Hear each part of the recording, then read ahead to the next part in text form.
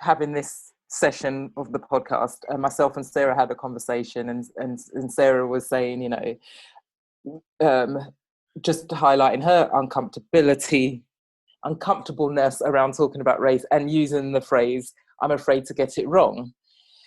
And my response to her was, well, as a manager and as people who have relationships, who in and out of work, we're constantly going into forum sessions, meetings, one-to-ones, whatever, and get it wrong.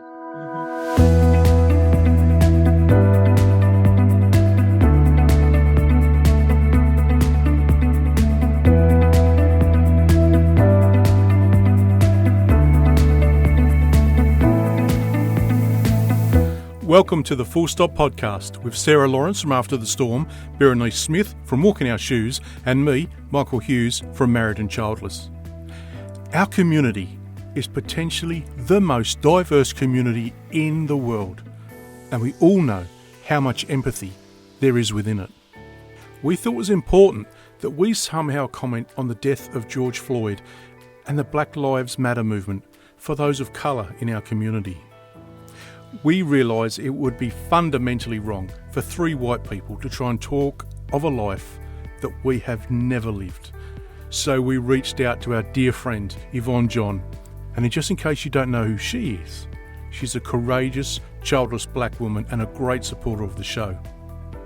So we asked her to host it and invite guests of her choice. So you'll listen to Hanifa Muhammad, Krista Cooper, Bindi Shah, and a fellow podcaster whom we greatly admire, Sevilla Morgan. You won't hear much from the three of us. We felt it was important to listen, learn and understand.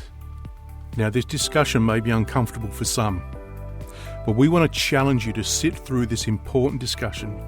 We want you to go through the discomfort, and this will make sense at the end of the episode, because we all have the capacity to be change agents.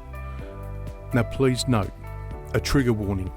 Through the episode, there is reference to childbirth and motherhood. Okay, that's enough from me. Let's meet our guests. So not everything that is faced can be changed, but nothing can be changed until it's faced. And that was from James Baldwin. Yes. So would you like to talk us through that quote and why it's particularly special to you, Yvonne?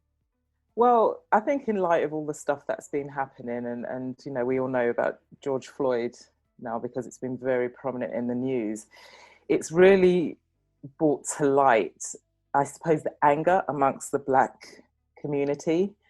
And so there's been a lot of conversations, a lot of documentaries, a lot of things going on now that, for me has changed in a way the conversations I've certainly been having with my friends and also with white people.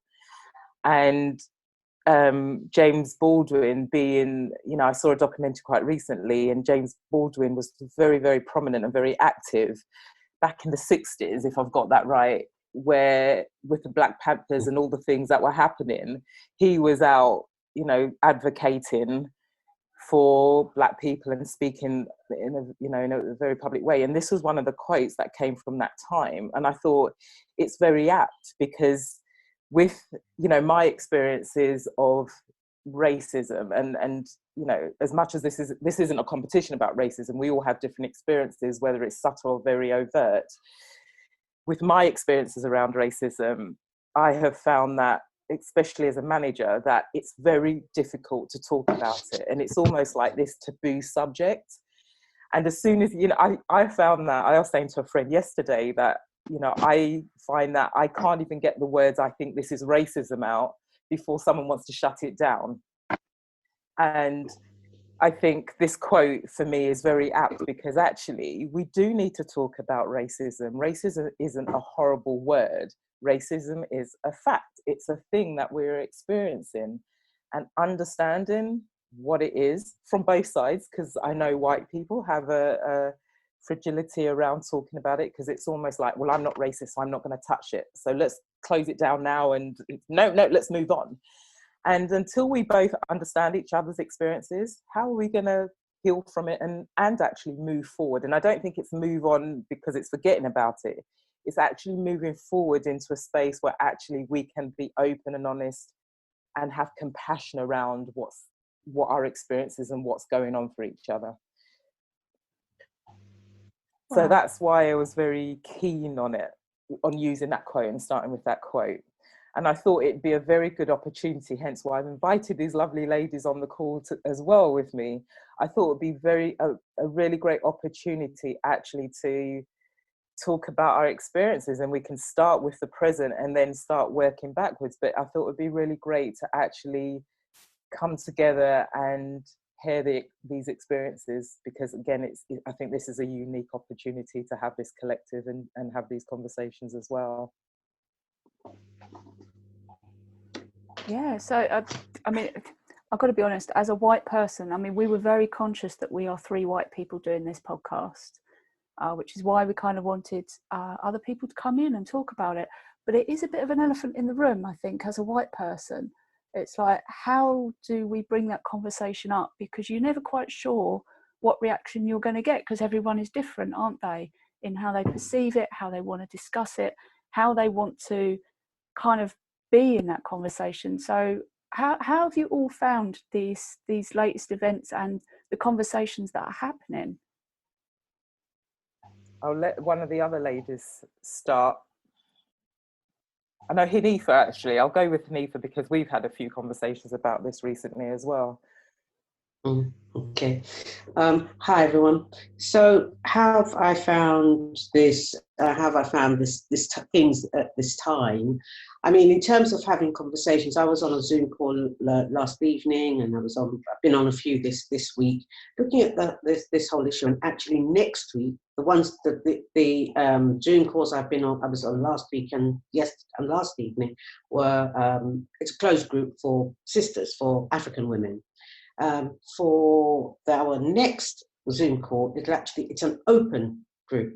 So it is for all, male, female, white, African, you name it, whoever comes on, and it looks as though it's going to be quite a conversation by the sounds of it. And I think it's going to mirror very much the experience that I've had recently, whether it's in terms of one-to-one conversations or whether it's been listening to debates and on the TV or the radio. There is very much this sense among both African people and Europeans or white people, that there is this sense, I feel, that the sense of a need to talk about this and bring this elephant into the room. Let's bring it here. Let's talk about it. But yeah, there is a sense of discomfort, both from African people, from my experience, and on the part of white people too, about talking about, because it's not something we're used to talking about. We in our smaller circles may well be, and I certainly am, but in terms of discussing it with groups of people, I go to work and I'm with a very mixed group there, and in fact, it's not actually come up at all. The fact that I'm new there, that is a factor, obviously, because I'm not just going to walk in on my second day and say, "Oh, what do you think about about racism today?" That's not going to happen. But it's so in that particular situation, it's not being discussed. But I do feel it's something that is that I'm comfortable speaking about. I recognise that other people may not be, whether they be African people or white people, they may not be. I recognise that. I have to say that I'm in my 60s now, so I am just tired of pussyfooting around this topic and creeping around the edges. I'm just tired of it. I'm tired of having to cope with whether it be a sense of I feel so sorry about this, and so I'm sorry for you white folks because you feel like that, or white folks, I'm sorry for you black folks because you feel like that, and how can I help? I'm just so tired of that stuff. I'm really, really tired.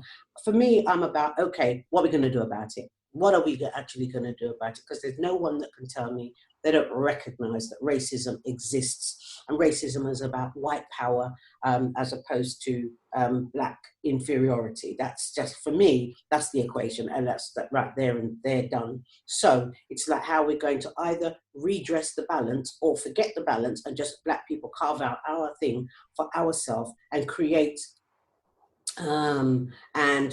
change where we can, peaceful change. But if it can't be peaceful, then I'm afraid it may have to, then something else may have to happen. But we don't want that.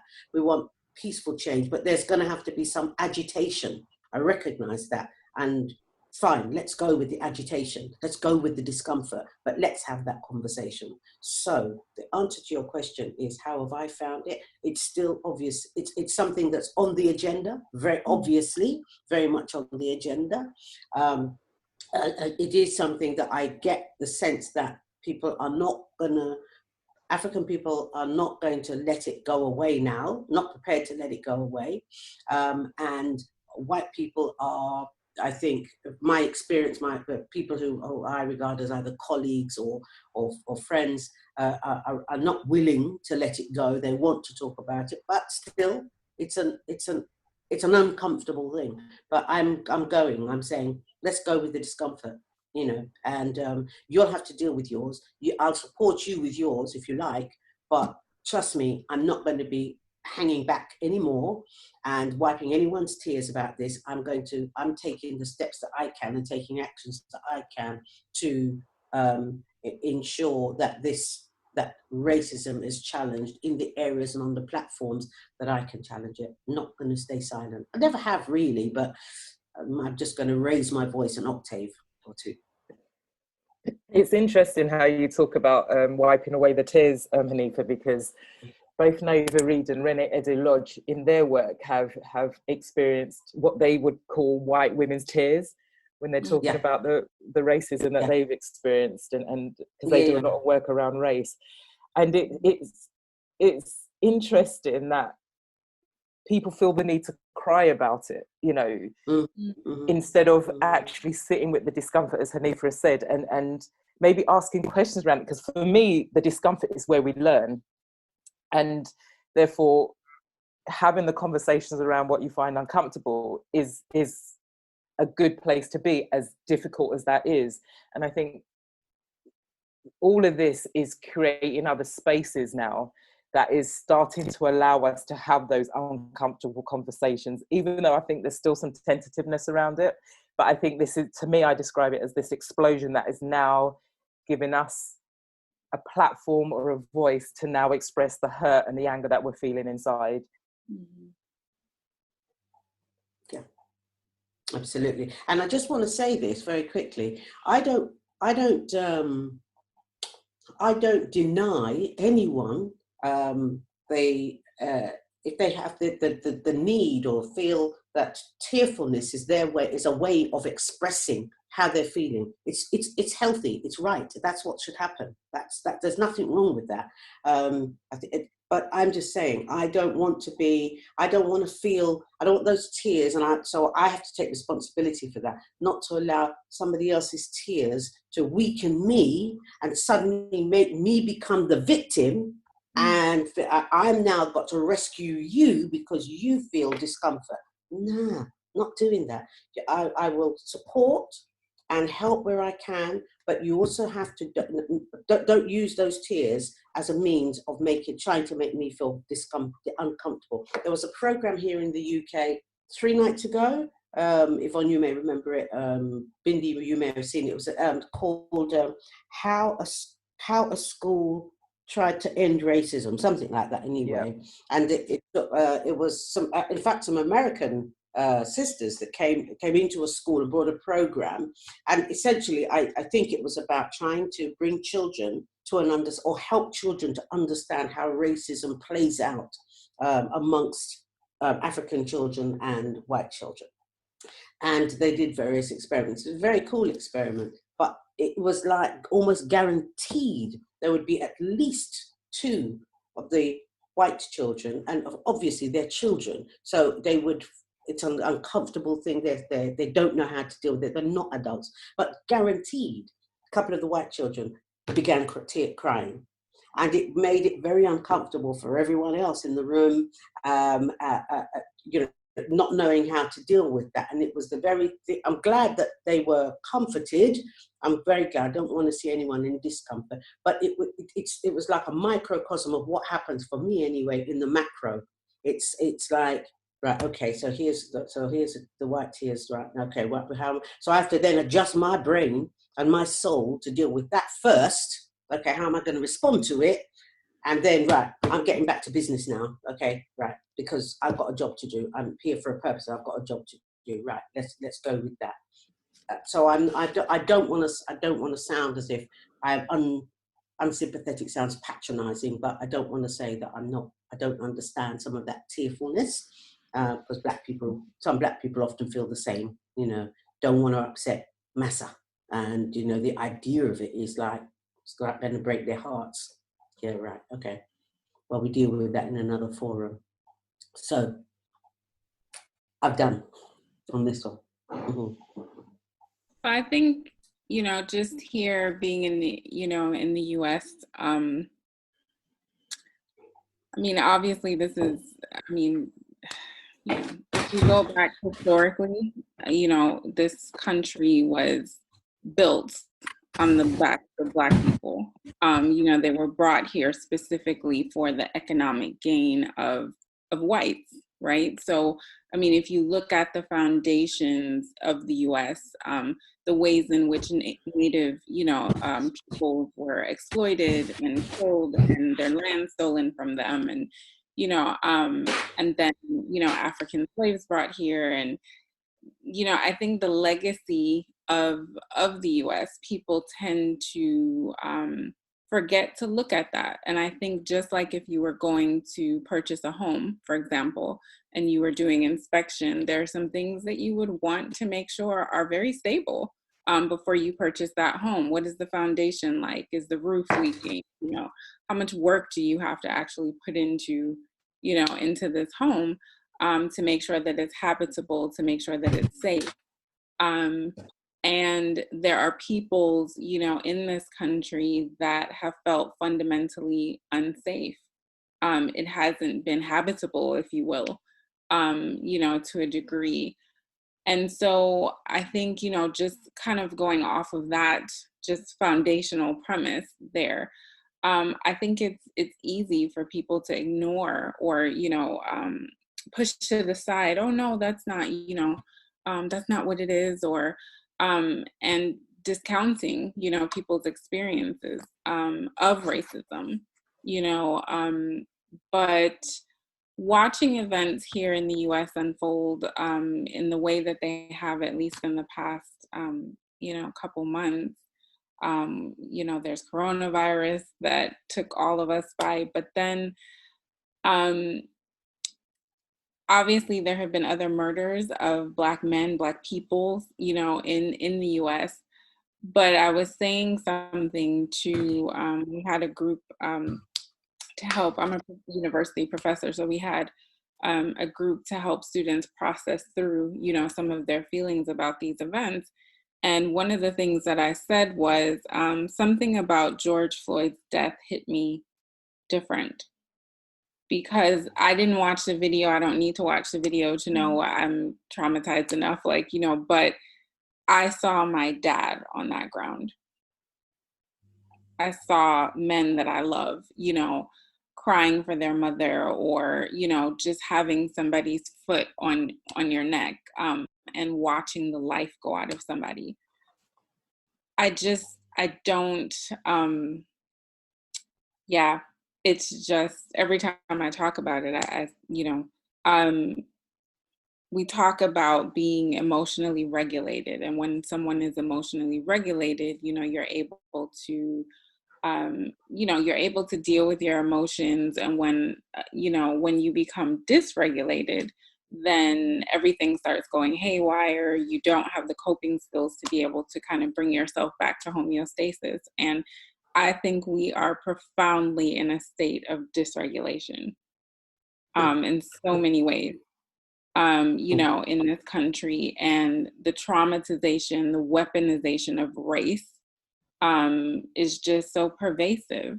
And it's very disheartening to hear people push it aside, or all you need to do is go on Facebook and have somebody post about race and just read through. I always tell my students, when you watch YouTube, read through the comments, read through, because you'll find out a whole lot, through the comments.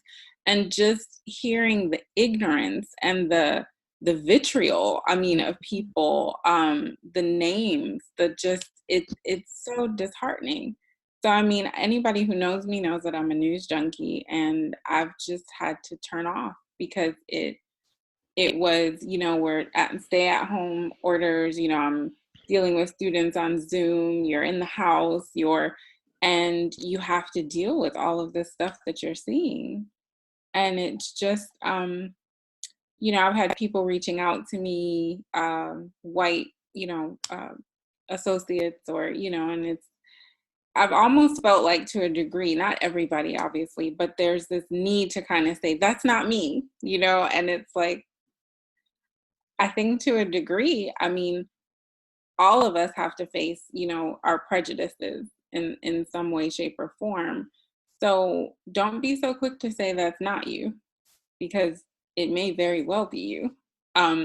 We're just not aware the lengths to which people, Black and brown persons, have to continuously code switch all the time.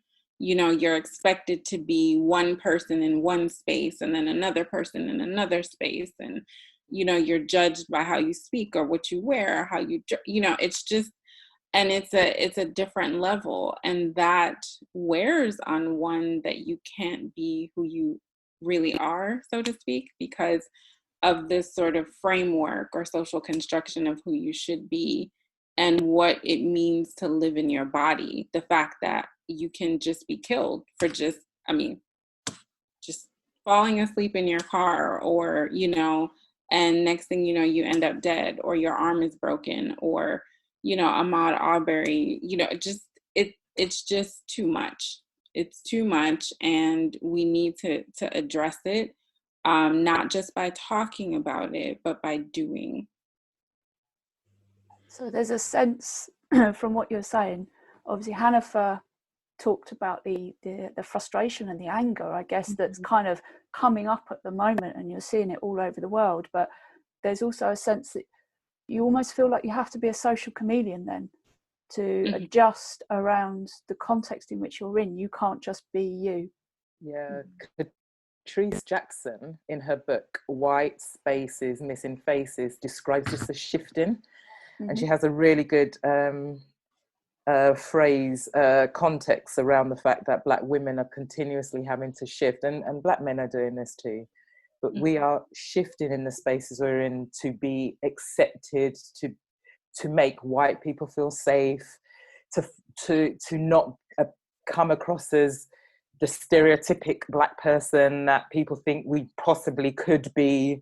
There's so much going on. And, just listening to Krista, it just reminds me, how fragile we are as a race, because there's not much we can do to express our hurt and upset and anger without being seen as the aggressive person or the angry Black woman, or I have found, and even in my own spaces, that it doesn't take much to be treated like the angry Black woman just because I'm speaking up and giving my opinion. When I'm saying stop, no, I don't agree with this. And actually this had nothing to do with race, it's just me in the work context, that as soon as I speak up, I'm the angry Black woman. So when you add the explosion of what's happened, when you add the anger, which is, when you look at post-traumatic slave syndrome, and they are actually classing what we've experienced as a race as a type 3 trauma, that we are carrying so much. And because we haven't healed from that, because we haven't had the opportunity to, there's this bubbling up of our anger that in a way we're not even allowed to express. I found that when people reached out to me and asked me what I felt about what was going on, I said, of course it's horrific that somebody had their neck on this man and took his life. But I said, I realized in that moment that people are always got their neck on, you know, somebody's always got a knee on my neck. That is my life. And it's been my life for as long as I can remember, because people don't want to hear what me as a Black woman, what Yvonne as a Black woman has to say, and what people coming from a racial position, you know, or where people want to talk about their race and their experiences around race, especially in the workplace. People don't want to hear that. White people don't want to hear that. They want to dismiss it. So effectively, we've all got a knee on our neck.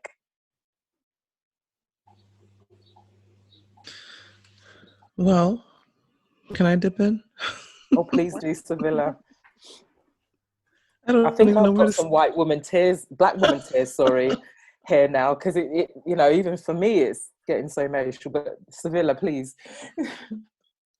I don't even know where to start. Oh my goodness. I'll say one thing. Good morning, everybody. I'll say one thing. Nobody has to ask me what I think, because I'm saying it. And and of course I have to I guess kind of like what Yvonne was saying, you still have to be careful, because and what Krista was saying, let me just say, there will always be, hopefully the group gets smaller and smaller, but there will always be this group of people who, they don't care. They do not care This is about true. people of color. This That's is just true. how it's going to be. The only thing we can hope is that the group gets smaller. And the way that's going to happen is by talking about this. And I believe that we're just going to have to be uncomfortable. Everybody's just going to have to get uncomfortable, because that's the only way we're going to make it through this. There's not going to be any, I think there are 2 books out there that I want to read. How to Be an Anti-Racist and White Fragility. Those are the 2 books I think everybody should be reading right now. And I'm going to be reading them. I'm going to be ordering them off Amazon. So I think if we start from there, everybody, you know, I think that's a good place to start. But let me just say, we're all going to have to be comfortable with the conversation. And I'll be honest, before, because there's pre-George Floyd and there's post-George Floyd. Pre-George Floyd, I had no patience for making people feel comfortable. Let's just say white people feel comfortable. I didn't set out to start any conversations with anybody, but I didn't feel like my role on this planet was to make white people understand my plight or the plight of the Black person. That was not my role. I'm sorry, I wasn't put here for this. But then post George Floyd, another, and this was just really recently, this person of color had a conversation with me, and he said that he is looking at all the posts that I because some of you are friends on Facebook, and you see my thought for the day posts. Mhm. And that's what I guess I'm trying to get to. I have to be careful because of my platform. It's not that I'm being fake or phony, but I still have to be careful because I don't want to alienate anybody, but I still have to keep it real because I will not be not keeping it real. So I have to find this middle ground because they say you draw more bees with honey than with vinegar, I guess is the saying. And it doesn't make any sense for me to get out there and be what some people may perceive as ugly when it's really just the thing that's happening. It's what I've been through. It's my experiences. One of the things I posted was about the fact that I went to an event. It was an event to judge kids, like middle school and high school children. And they needed people in the finance area, and they didn't have enough people. And so I got to the event. They were serving breakfast. I got to my table because they assigned our tables before the judging began. And so we're all judges. We're all from different walks of life. And I got to the table and I immediately noticed that I'm going to be the only Black person at the table, the only Black female. Everybody else There were white males. I don't remember if there are any females, but everybody else is white. I got to the table and I said, good morning, and nobody answered. And I sat down and I thought to myself, oh, here we go. Here we go. Bright and early in the morning. I'm not a morning person, and here we go. So, internally, I'm like, really? We're still doing this. And externally, you have to put on the facade, like, okay, I'll be the bigger person. And then one of the event coordinators comes by. She says good morning, and everybody answers good morning. I'm like, okay, here we go. And she says, I need somebody from we're short finance people. And I said, well, I'm a former stockbroker. Could I help with that? And she was like, oh my gosh, yes. Like, no big deal. She stuck me in that slot. Immediately, the atmosphere at the table changes. Everybody seems like, oh shoot, we just ignored somebody that's probably 10 times smarter than we are. Because you can look at people's name tags and see what their walks of life, or what they're doing, and sorry, but I probably was the most educated person at the table. And the whole thing, everything changed. And during the judging, a couple of them even stopped by my table to chit chat. And I'm thinking, why is that where you had to start? What's going on? When is this going to stop? This was a few years ago. And these are the experiences that as Black people we have to have all the time. It's all the time. We're immediately judged on our skin color. We're immediately judged that we don't have any sense, any schooling. I remember when I finished my bachelor's degree, somebody said, oh, will you be the first person to graduate from college in your family? Actually, no, my dad got his bachelor's degree in 1965 before I was born. Immediately people think you're the first person to graduate from college. I mean, I have a college educated dad, duh. I mean, it could happen. It's just, we have to stop judging each other on skin color. We really do. It's really annoying.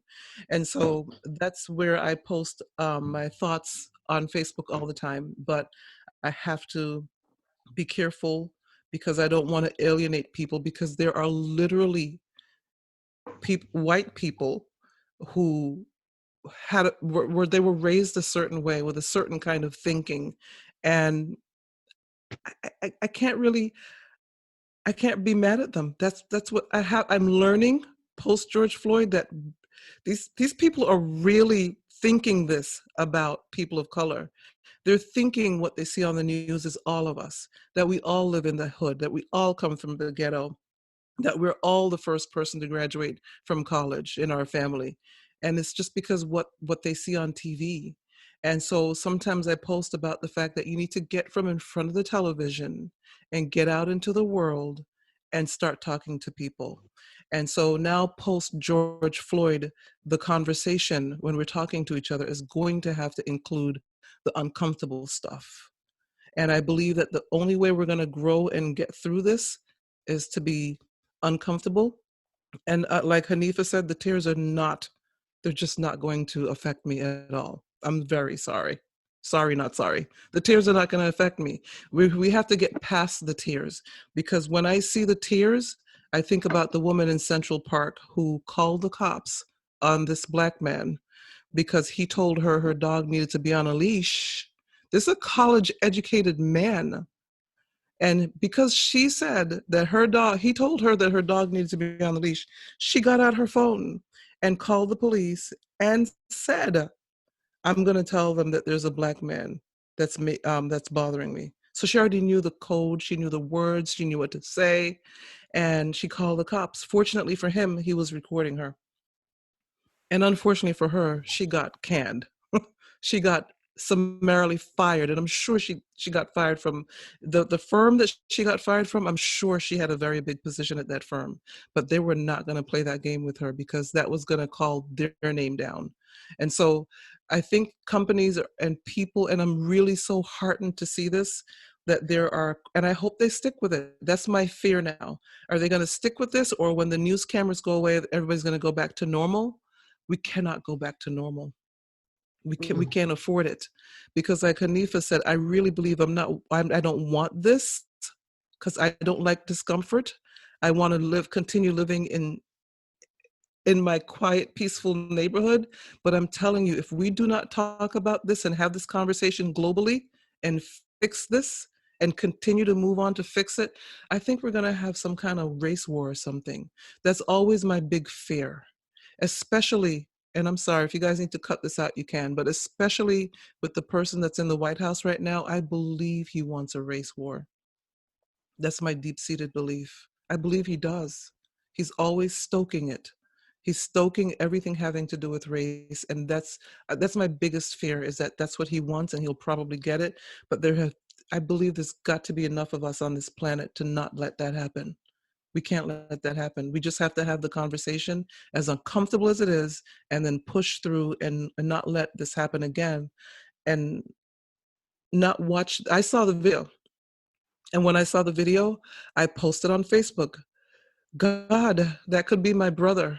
That could be my nephews. That could be my father. That could be my Black cousins, my male cousins. It could be any family member. It could be anybody. When is this going to stop? It has to stop. And if it means changing the way policing is done, which is what it means. I'm not saying get rid of the police, because I want to be able to call 911.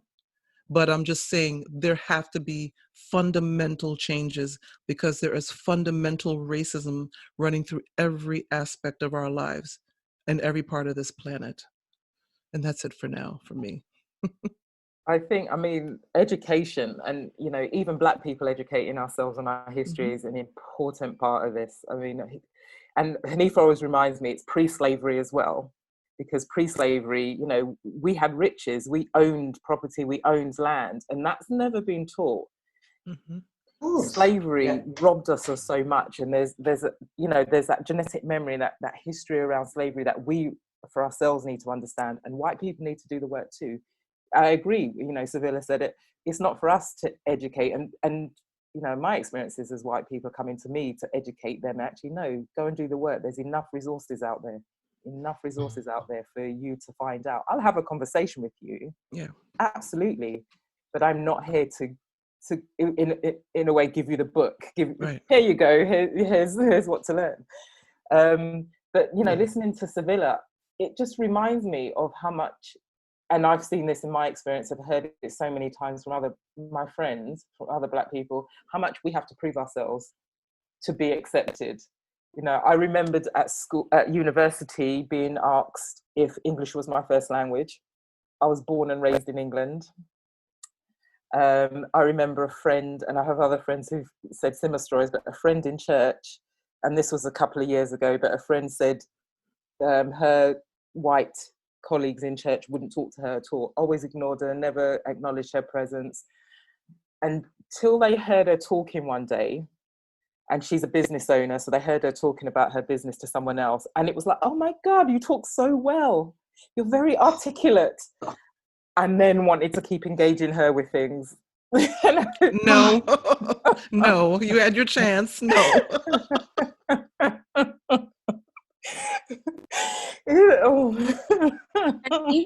Even with that, even with education, my parents are from the Caribbean. I was born in the US, but my parents are from Jamaica, and it was always get your education, it was like, I don't know, just the mantra of of my youth and early. And I was having a conversation with a colleague, and I said, I now clearly realize that, of course, my parents, that was their generation. It was like, go get a good education, stay in the same job for, the next however 30 years. Haha, which is totally a joke right now. No. But I said to them, no matter how educated I am, it still doesn't matter, because I'm still a Black woman. And, it's that thing that you were talking about, Yvonne, where it's like, if you,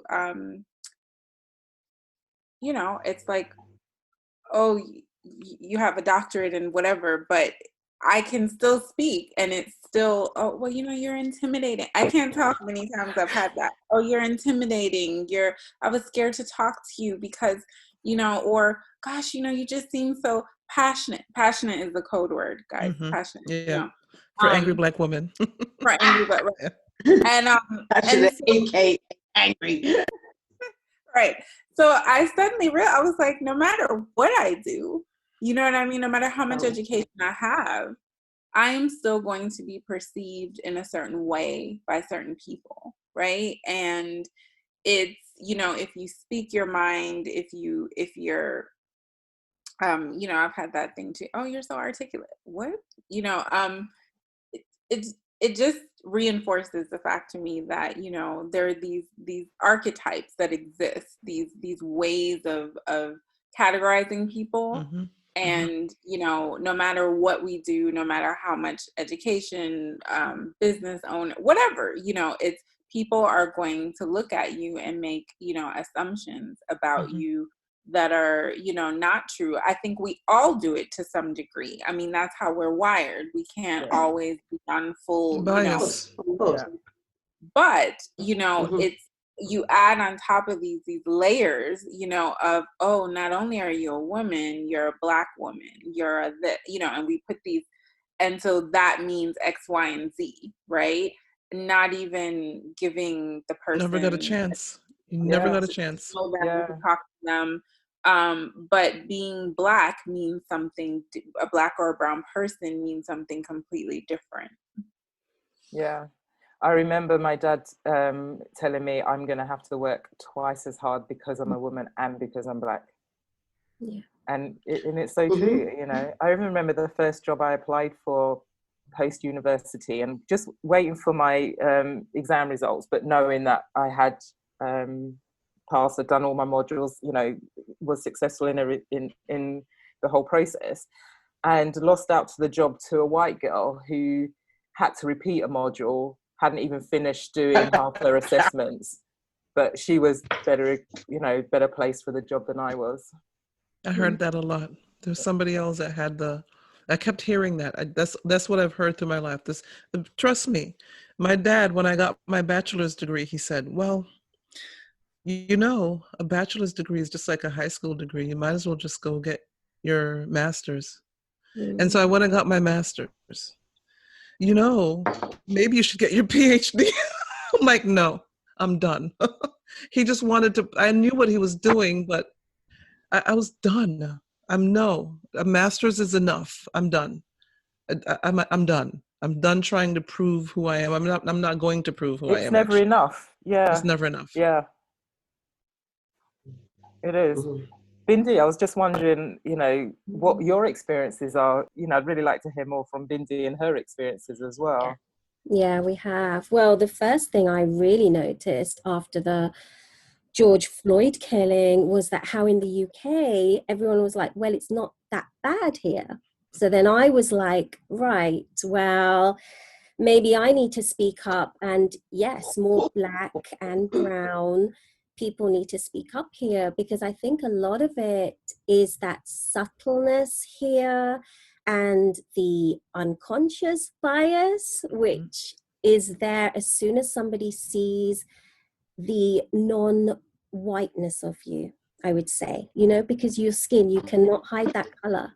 So whenever you walk in that room, like Sevilla said, everyone will have some kind of bias against that skin and that color.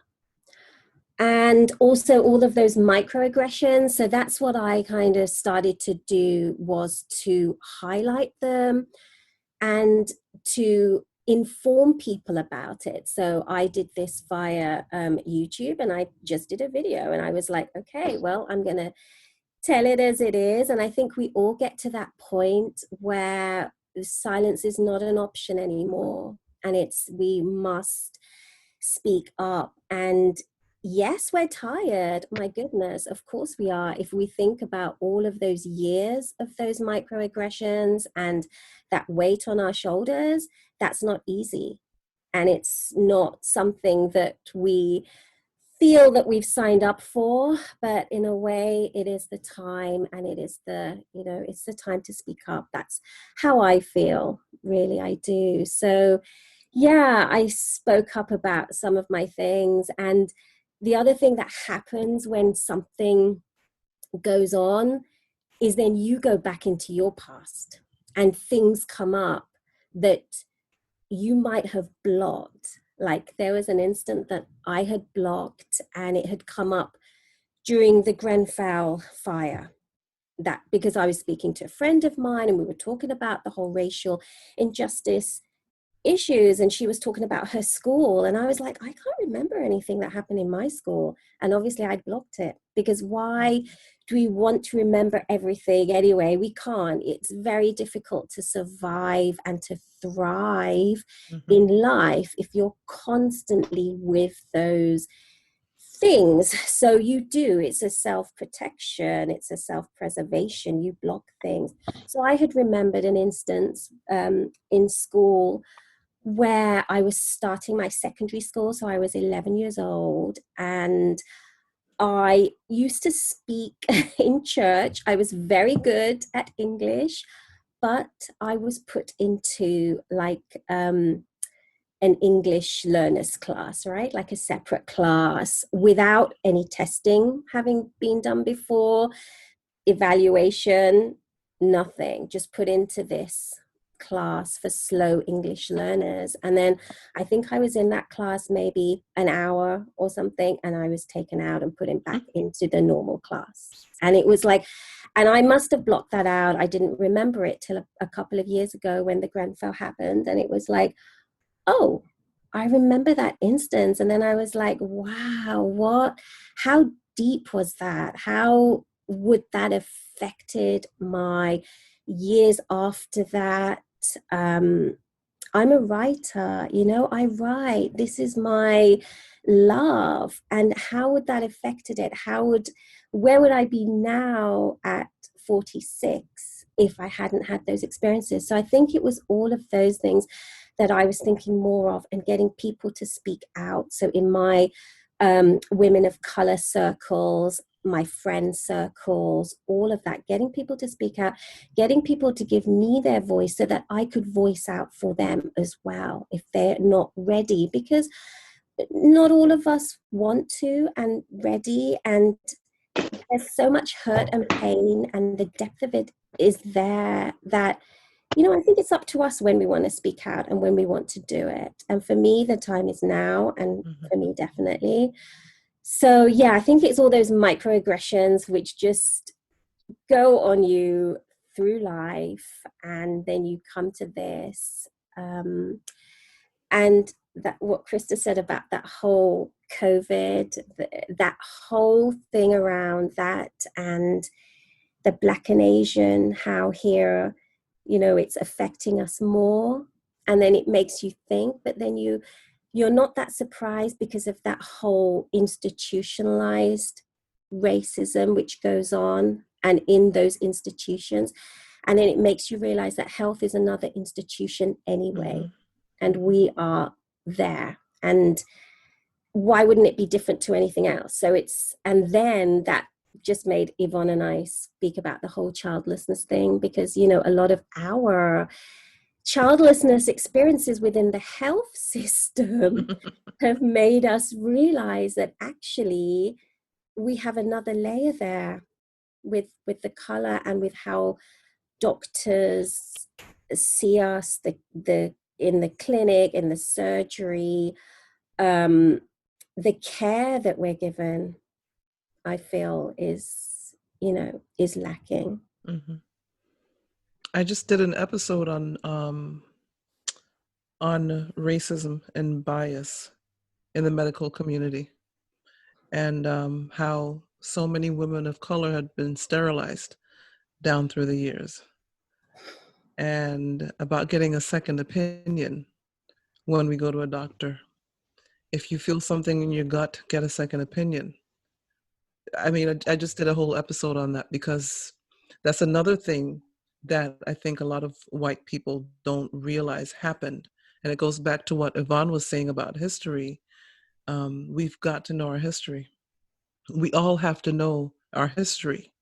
We have to know what's been done to people of color, And I think a lot of the tears, as Hanifa mentioned, not to cut in Bindi, I'm sorry, but the tears that people that she said that she sees exhibited, like the woman in Central Park who was crying because she felt like she was being attacked or by a Black man. I think those tears are a way of not talking about it, or maybe feeling guilt. And there's no place for guilt either. This is not what this is about. This is not about trying to make white people feel guilty about what happened. It's about having the conversation about the history of what happened and then moving forward from here. That's what this is about. So sorry to cut in, but that's what I just thought about. Yeah. I had a conversation about the sterilization of Black women with somebody a bit more recently, and that's something that came to my attention. They recommended the book Killing the Black Body, which I've not yet read, but it's really around the fact that there were experiments on Black women around sterilization, and there was a whole push, a whole promotion around sterilizing young Black women as well. Yes. It's just so horrific to know that these things are happening to us. I mean, I as a Black woman didn't know this was happening until more recently. And it's systematic. I mean, it's systematic. Americans here, African American women, other Black women. It's just, and again, it's some of it is, a lot of it is power. Who's in power in the medical establishment, right? So therefore, we can make decisions about Black and brown bodies. But also the stereotypes that go with that. Oh, you have too many children. All you do is have babies and breed like rabbits. And, and and the sexualization of Black women, sort of the commodification of oh, this is what your body is good for, that type of thing. And so I think when you can view people as either not human or subhuman or whatever you want to, then suddenly it becomes okay for you to do things, like that, to just, if you read about it in books, right? Like Black women undergoing these procedures with no anesthesia because of course they're Black. So you have a high tolerance for pain. So we can look at slavery, right? I mean, it's just so crazy. I was going to say, it's all coming from slavery. These are the stories I heard from my research on slavery. It is all stemming from there. It's just so crazy. And, just thinking around, especially as Bindi said, we've been having conversations, there's statistics. I think it's Black women are 5 times more likely to die in childbirth. Mm-hmm. Yeah. Yes. Where we have higher infertility or higher fertility issues than white people, why? My question is, and I'm asking this flippantly because I know the answer, but if these stats are there, why is nothing being done about it? And as Krista said, it's because who's in power? It is how we're being seen. And that's what I wrote on my latest post. The person with the power wrote the history books. So now we have to go back and like, I listened to this podcast. I love this podcast. It's called The History Chicks. And they do, their podcast is about women in history. And they do they have a lot of episodes on Black women. And I saw the post. There are almost 450 posts on their group page because I belong to their group. And a lot of white women posted in there that they didn't know. This is not what they were taught in history class. And they're right, because I wasn't taught about this in history class either, in US history. And now they're finding out that, oh my gosh, all these different presidents that we kept hearing about that were such great men that did so much for Black people in the 60s, it's not true. None of it is true. So it's like they're posting, they're posting like, oh wow, I didn't know this. This is such good information. This doesn't even, one woman posted, this doesn't even scratch, what I learned in history class doesn't even scratch the surface of what really happened. we all need to go So back true. and figure and just go back and read the history books for real. And I would be remiss, Black people, we have a lot of stuff that we have to make our way through historically as well, because like Yvonne said, back in Africa is it's made up of so many nations and countries, but a lot of um black people sold their own people. They sold people from other tribes. When the white people went to Africa, they sold people from their that tribes that they may have been enemies with to the white people. So we have to know our history. I'm not saying that it's okay, that slavery was okay because we did it to ourselves. No, that's not what I'm saying. What I'm saying is we have to know the whole history before we can move forward. There's something that my dad told me years ago, and I live by this. If you start something on a rocky foundation, a sandy foundation, and I guess you can say you got it from the Bible, but you've got to start on the right foundation. And I think we're in a time now where we have the opportunity to remake the foundation, or to fix it, to strengthen the foundation of humanity. That's where we are right now. But to strengthen it, we may have to pull some things out, crack some things up, and just remove things, and just look at the way things really happened, so that we can make the foundation firmer of our humanity. This is a global thing, and I know we can't fix everything in one day either. But that's where I go back to. We've got to know our history and learn it and face it. Like I always say, face the monster. We're going to have to face the monster. And that means that time out for tears and guilt and, all of the stuff that people are going to try to come up with. Let's face the monster. I think that history and education piece is so important. And what I realized is when the statue of the slave trader in Bristol was taken down, then people started to realize about the slave trading history here, which no one really knew about. I mean, a few people probably, but I think most of the population here was like, wow, eyes wide, learning about that history. And I think that's a piece that's not taught, that whole colonization history. And that's exactly where that question comes from. Where are you from? And I always believe that question, where are you from, wouldn't maybe, I don't know if I'm just thinking that, but it maybe wouldn't come up as much if people knew about the history of Britain and its colonies. So India was a colony, and then my parents were born in Kenya because Kenya was a colony, and then they came here because they were British subjects. And it's like, that is our history is, at least, Black and brown in the UK, at least a lot of people, the history is the history of the British Empire, which we are not taught in schools. And it's a shame, because it is our history, and it's the nation's history, and we're not taught this. It's true. I mean, even quite recently, something I didn't realize, but quite recently I heard that, I think it was in 2015, British taxpayers finally paid off the compensation for slavery. Black people have been paying the compensation. Slave owners. Yeah. What? Yeah. That's got to be madness. That has to be madness. That's kind of like a whole psychopathic. I don't know what would get into someone's head to feel that is right on any level. But of course I understand why. Of course, but I do. It enrages me, and that takes away my understanding a bit, or it jars my understanding. But who did they pay? I understand the underlying nature.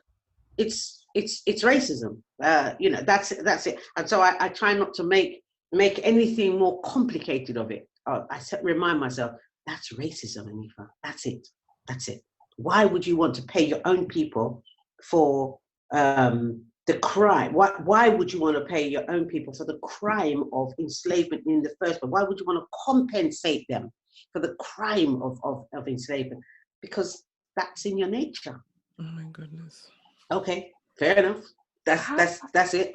Who gets that money and who Yeah, gets that's what I want to know. What's the figure? Where did that come from? How do you compensate for something? Yeah, I don't know. And I mean, Exactly. I have no idea. And again, the anger around it is because the slaves were never compensated. You know, so us as descendants of slaves have actually, because we're British taxpayers, have been paying this compensation. It's ridiculously crazy. But come on, look who's in charge of our country. You know? Well, come on. His party has been in charge of our country for some considerable time. That's a whole nother conversation. But yeah, yes. Wow, I didn't. And so going back to what James Baldwin's the quote you read from from James Baldwin, things will never change unless they're faced. I mean, I'm paraphrasing, obviously. So things have to be faced, and that's what's for me has run through all of what we've said here. Unless we face these things, nothing will ever change. I think there's so much. There is so much anger and hurt. I mean, this in a way is our time to start healing, and this is where learning our history is part of that. This is where having conversations is part of that. I think there is so much healing that needs to be had. You know, I could, for myself, I can, you know, say, even just from my own personal experiences, just for being a Black female manager, have so much anger just around being in that position, because I have lost count of the amount of times I've been called a bully because I am actually just doing my job and addressing a difficult situation or addressing a situation that is unacceptable. But when my white counterparts address the same things, I've never heard them being called a bully for doing it. You know, they're just, you know, it's like acceptable for them to address things, but it's not acceptable for me. And then all of a sudden, you know, I'm negatively stereotyped.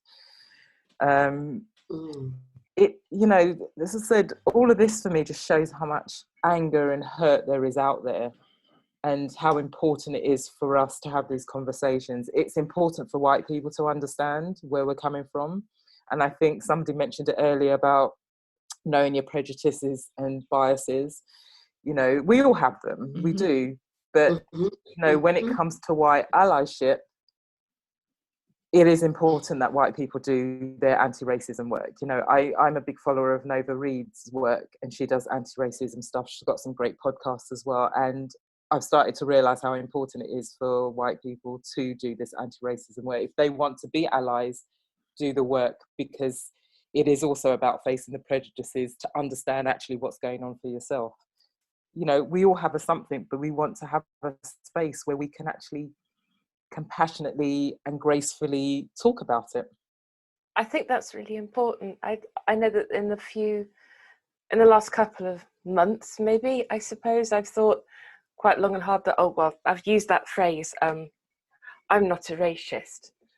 Yeah, right, okay. Yeah, that's not working anymore. And I come to learn that actually it is really so much about anti-racism. And I've been, in the last week or so, 2 weeks, I've been astounded by how many people I know who don't share that point of view, who have been not very vocal about it. Well, one was, but have been actually overwhelmingly racist. You know, I've had things. I have 2 Facebook accounts, and on one of them I've now closed it down because I simply couldn't cope with it, because I thought I don't quite know what to say other than stop, just stop. And it sometimes it doesn't sink in, and you keep, you know, and I need to do, basically what I'm saying is I need to do more work on that, because I'm aware that people in my not immediate family but distant family are racist.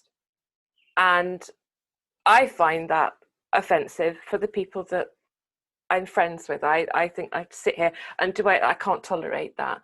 So I need to find ways to manage that. And I suspect I'm probably not alone in how do I call that out? What's the best way to do that? So my learning curve here is steep, because I think by going in gung-ho, you can make it almost, I don't know, you can scratch an itch and you can make the wound bigger somehow, I think, because some people, the haters will always hate to a degree or misunderstand.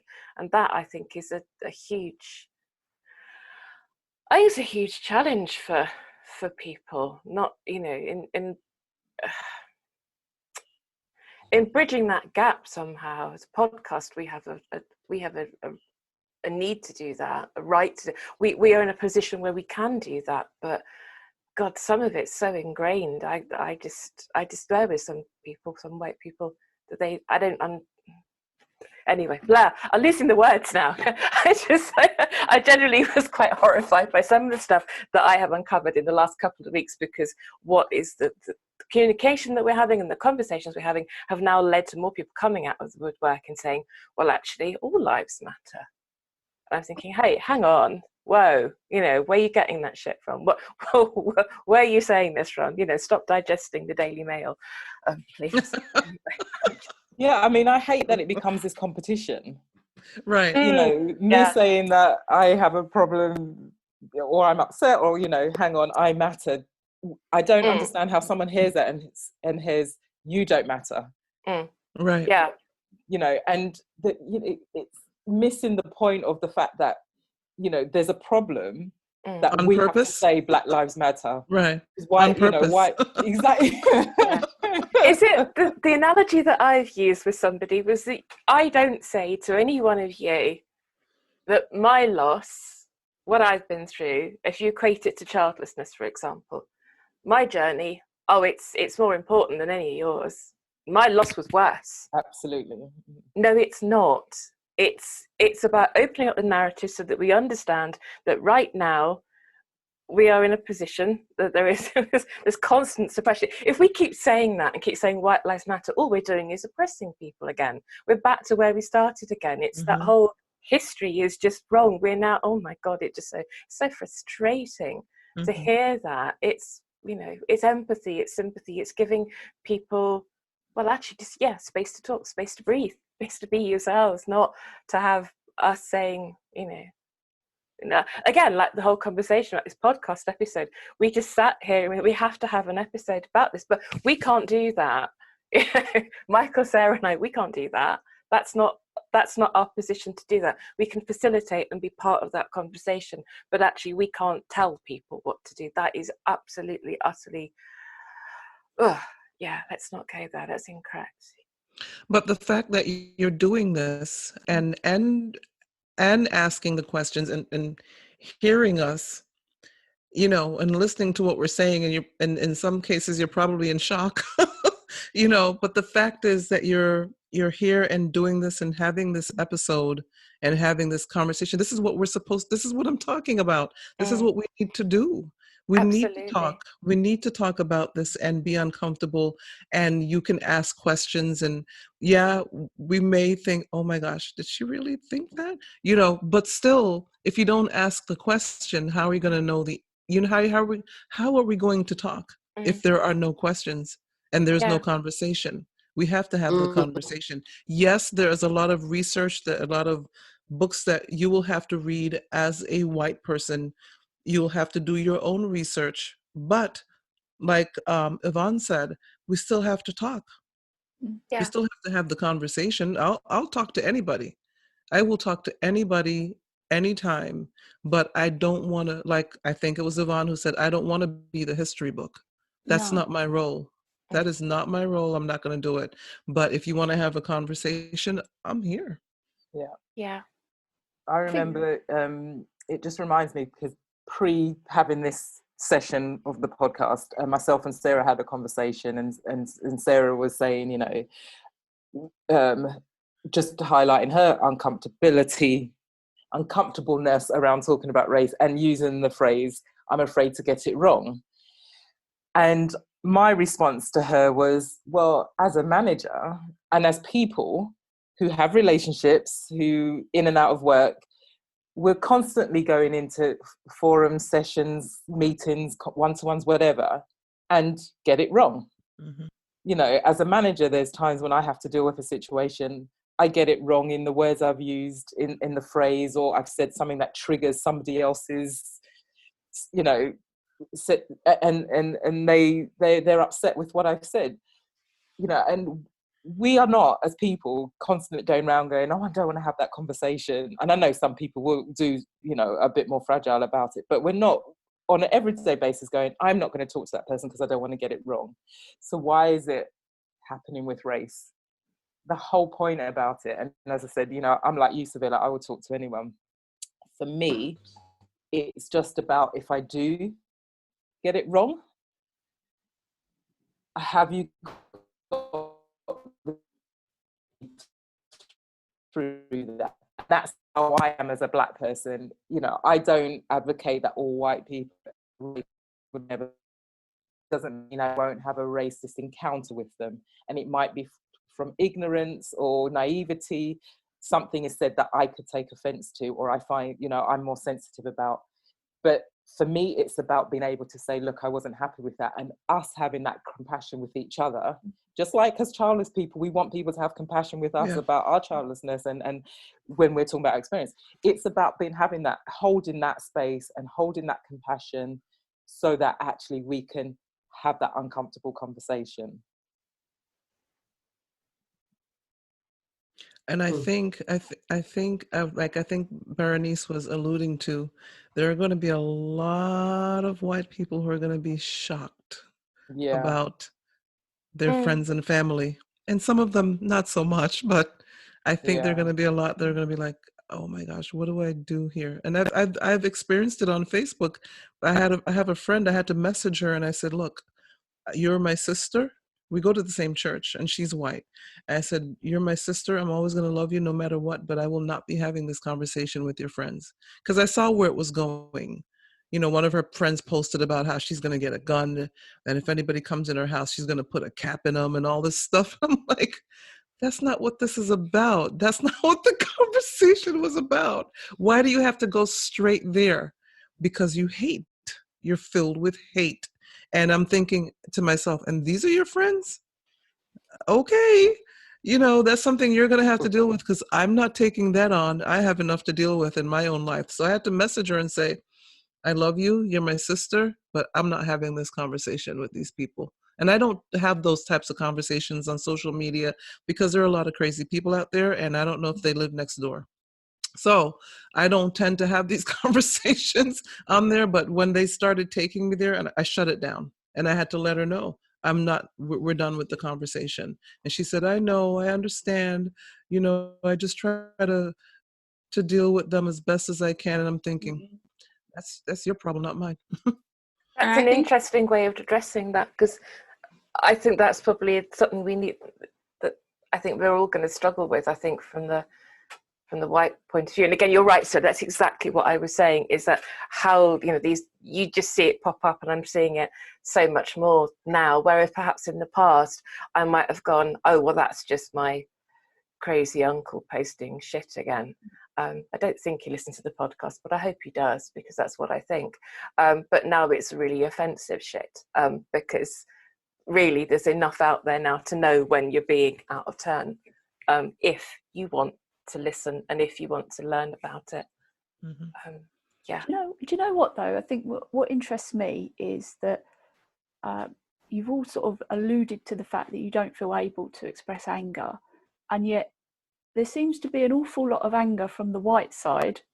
You know what I mean? You see a certain type of person that isn't really willing to get involved in this conversation. Might be fear, might be hate, but there's an awful lot of anger reflected back at the Black community and the Asian community. So you don't feel able, you know, you're saying that you don't feel able to express it as a Black woman, but it seems to be that it gets reflected back a lot. What is that? Something? Am I talking out of turn, or do you feel that? Oh, definitely it's there. It's definitely, but I think it comes from fear. And I thought about, I don't know if you all know about, it's been in the news, so you've probably heard about Black Wall Street, a certain place in Oklahoma where all these Black people had become so well-to-do, and they were doing so well. Yeah. And it just took a little some foolishness, and the whole place got burnt down. And it didn't occur to me until recently. Somebody said racism is born out of low self-esteem, and I'm thinking, I never thought about that. Yeah. I never thought about it, but it is low self-esteem that would cause you to come in and burn down an entire community and be angry at an entire community that just a half a generation ago you enslaved, and now you're upset because they're doing as you think better. And I've run into that too. People think that how dare you drive what you drive? How dare you have a master's degree and I don't have one? How dare you live where you live? They don't How dare know you tell how. me? Yeah, Yeah. how dare you? How dare you tell me how to behave at work? How dare you be a manager and I'm not? Yeah. Yeah. It's just it's anger. And I don't understand it because this is not, I didn't enslave myself. My people didn't enslave themselves. And there was a lot of slavery in the Caribbean, which is where I was born as well. I was born in St. Kitts. And there was slavery all over the Caribbean. I had a Scottish friend who, again, history. He told me that Scotland was the hotbed of the chains that they made to chain the slaves to take them to America. I didn't know. But he told me that Scotland was the place where the chains were made and the boats and whatever else they made. And I didn't know. And so you're mad at me because you made chains to tie me up and pull me out of my country and make me come to your country to work and to be beaten and to be raped and everything else that was done. And then because now slavery is over and some of these people didn't know about it for 2 years. That's another thing. And I think it was Texas. They didn't know for 2 years that slavery had ended. And now you're mad at me? Really? I don't get it.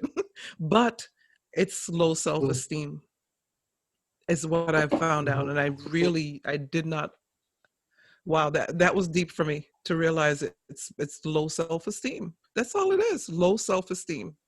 Wow. I don't know if I answered that question, Sarah, but that's No, I think you did. I mean, the low self-esteem thing, I mean, that kind of, it does chime a bit, doesn't it? When you see how some people are reacting at the moment in what's going on, it does chime, I think. But I'm wondering how you experience, I mean, obviously we're all childless not by choice. How do you experience that? As Black or Asian, how do you experience? Is it different for you? Do you feel, have you got other pressures that perhaps as white people we don't have?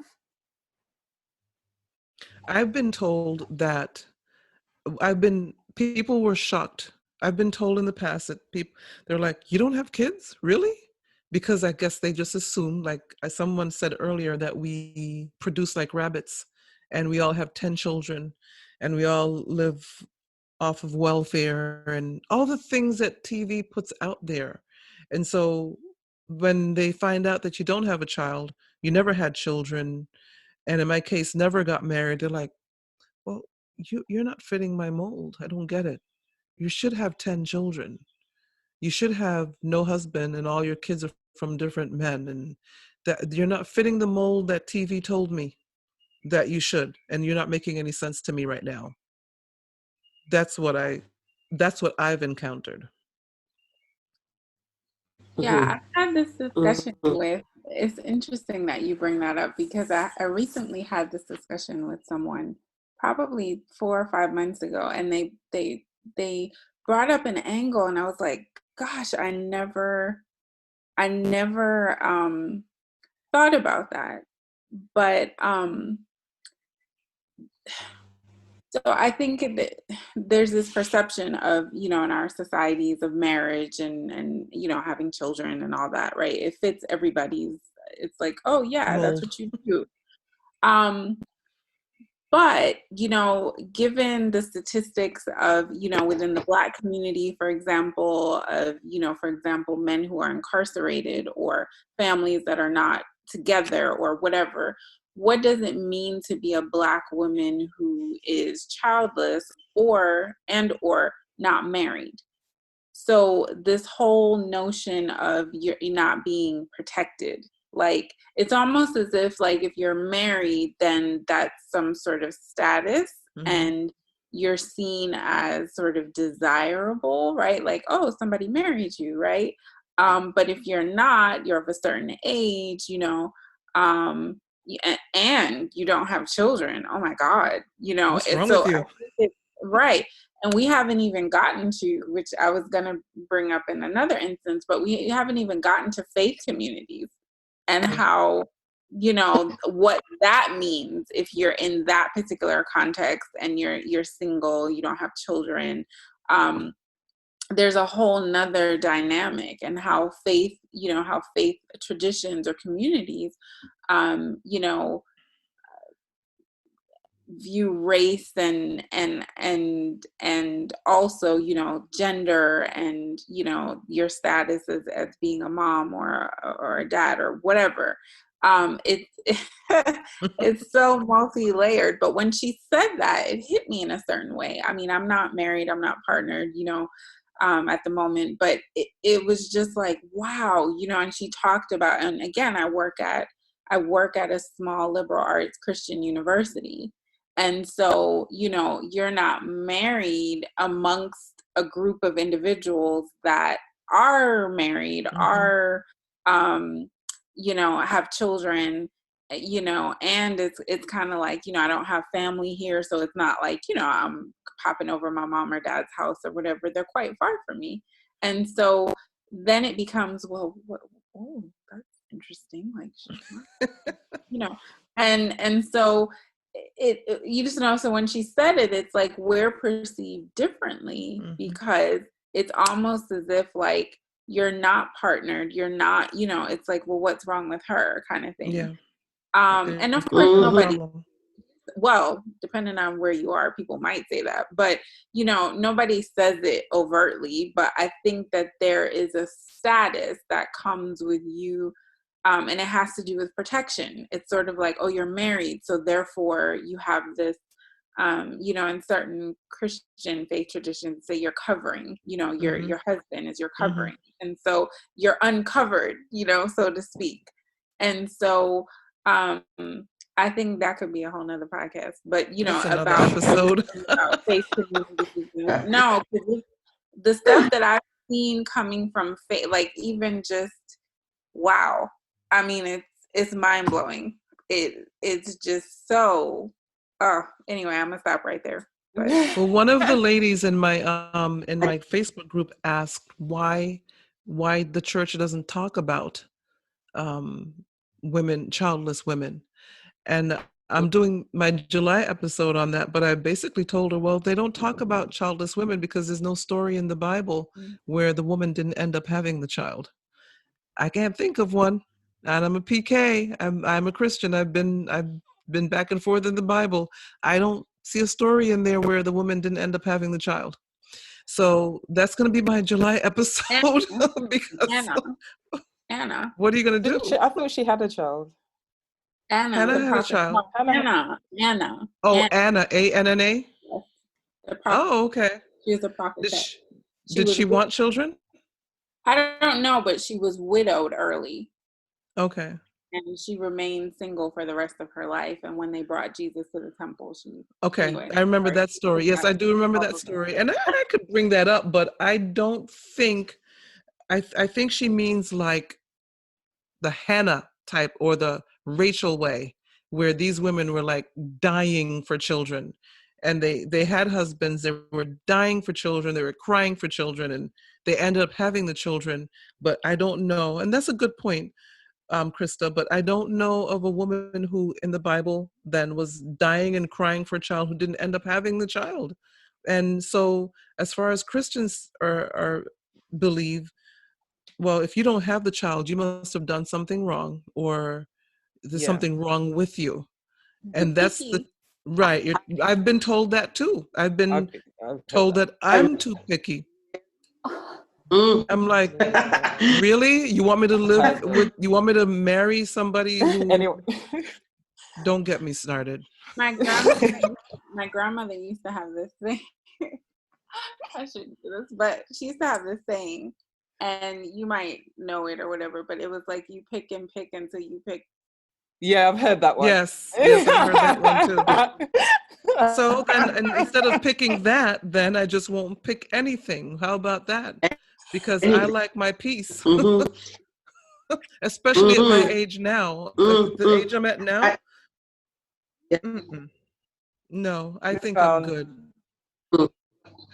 I remember when Yvonne and I were talking about childlessness and who we could go and talk to, and I said to her, "Oh, I'll talk to my sister, because my sister she attends a Christian church in East London, and she has a significant sort of teaching position there." So I said, "Oh, I'll talk to her, because I'm sure that the sisters there will be interested. Well, I hope the sisters there will be interested in hearing about the experience and talking about their own experience, maybe, of childlessness. And, let's start a conversation." My sister said, "Well, yeah, I will take it to the elders," at which point the red flags for me were going, and then she came back probably a week or two later. She said, "Well, we may consider it, but whatever position you come from, you must come from a biblical perspective. So you must be talking about women in the Bible who have had children." Sis, did you actually hear? To my mind, I'm saying, did you actually hear what we wanted to come and talk about? Childlessness, women, childlessness. How are we going to talk about what you're talking about? What we want to talk about is women in your church, because there must be some women in your church who have had struggles to have children, and it's a large church. So well, unless you're coming from a biblical perspective, I kept hearing, what do you mean by biblical? Well, you're going to be talking about, got to make references to women in the Bible who had children, and if they didn't have children, the reasons why, because normally those women have done something wrong. I realized that my sister and I were just not going to be able to work on this one at all. So needless to say, Yvonne and I have not been to East London to talk about this. That's a closed subject altogether. And I think it's so... because it just made me look at how she sees me, her childless sister, who, how does she see me then as her childless sister, who's actually a Muslim? Heaven knows, I don't. But it just opened up a whole new train of thought for me, as to how she may see me as well. But, very sad. Oh my goodness, we have our work cut out for us. We do. It's another type of trauma, I think. They're saying, there's no hurt like church hurt, because, you think, okay, that you're in this community, and of course, people come from different backgrounds and all that, but, you think, well, we all believe in the Bible or the Quran or whatever, whatever your faith tradition is. And so we're united, with that, but understanding that even within that, that there are people, the biases are still there, It's sort of like, if you look at, Christianity is my faith tradition, but if you look at, the Bible, there's women who, even the terminology barren, or whatever, they could be children, and all of the things that were ascribed to them, like, oh, well, they blah, blah, blah, or whatever, or cultural ideologies about why they were barren, so to speak, they were children, or your worth or your value being, in that you had a child or children. And that not only that you have a child or children, but that they were male. I remember growing up hearing, if you have a boy, your womb is blessed. And I was like, what? Like, what? Like, I just pushed a whole human being out of a narrow passage. And I personally think that whether they're a boy or a girl, I'm blessed, because wow, it's a whole another human, right? So I think that there are these cultural ideologies that are really embedded in, you know, society. But then what happens when that moves into a faith tradition? And then what happens when you add race on top of that? It's just I mean, I used to hear things like God withholds blessings until you're married, and you know, you're blessed when you have children, and you know, and there's so much around children are a blessing. And you know, you sit there thinking, well, what am I then? You know, what is my life?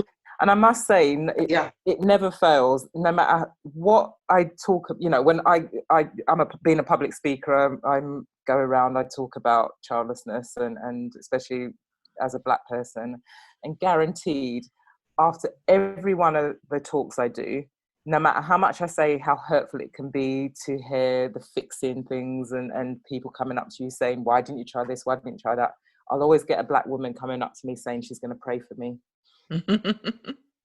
Let alone still trying to fix me, but they'll always say they're going to pray for me. I think that whole cultural thing is really something which goes on definitely within the Asian community, because it's that whole extended family as well. So you have all, you know, like your cousins will have their kids, and they'll be like your nieces and nephews. Like there's no thing that is just if it's your brother or sister that's your niece and nephew, or your grandchild. Like everyone's the same, you know. And there's like so many like children out there, and then then you don't have the child, and it's like, and exactly what Krista said as well with the male thing. Oh my God, that's so much here. And you know, like, so, you know, so even if you have the child, the girl child, or the second girl child, or the third girl child, you're still not enough, and you've had the children. So, you know, and then you don't have the children, so then you just add that different that other layer of you're not good enough, I guess. I guess that's what it comes, what they think of you, you know. And I had a friend and I just wanted to say that. Oh, go on. No, go ahead. Sir. No, go for it. All right then. I was just going to say, when I was growing up, my best mate was from the Sikh community, and she had a sister, and then unfortunately her father divorced her mother because he perceived that her mum couldn't produce males, couldn't produce an heir. And it was just, you know, for a little white girl, that was just like mind blowing. It's just like, wow, how does that happen, you know? And she carried that around with her for a long time, my best mate, you know, the fact that, and it was the not good enough. It's really tough to watch.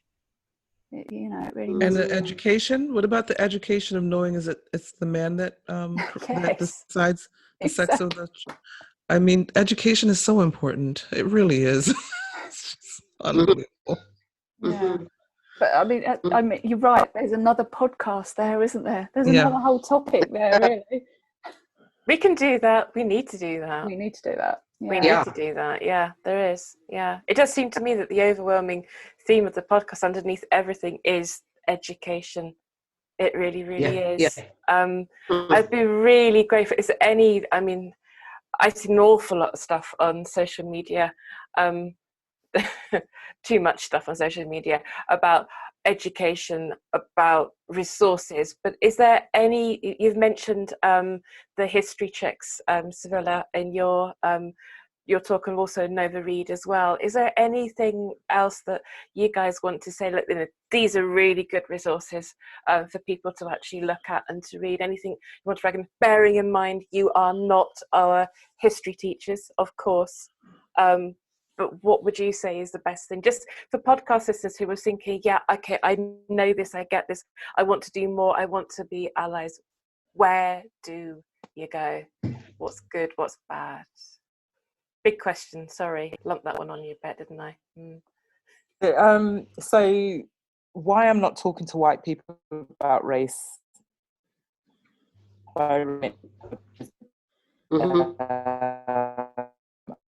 what he was read, found it really useful. I think it was Nifa or Sevilla mentioned anti-racism books. I mean, you can go on Amazon and actually find there's good resources on Amazon about there's anti-racism books.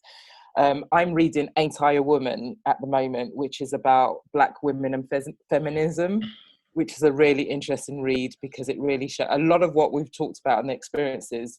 You kind of understand it in a different context, and the layers around it when you see the history around slavery and feminism and how Black women are seen as well, especially by Black men and by white men and white women as well. So that's interesting. There's Slay Your Lane, White Spaces, in your lane, spaces. slay in your own lane. Slay in your own lane. Yeah, slay in your own lane. I'm just going on to Google. So it's Slay in Your Lane, and it's the Black Girl Lane. Bible by Yomi Adeoke and Elizabeth. I can't pronounce her surname. But yeah, you can find that on Amazon. That I've heard that's a good book. I recommended it to a white lady, and she read it, and she said it was really good.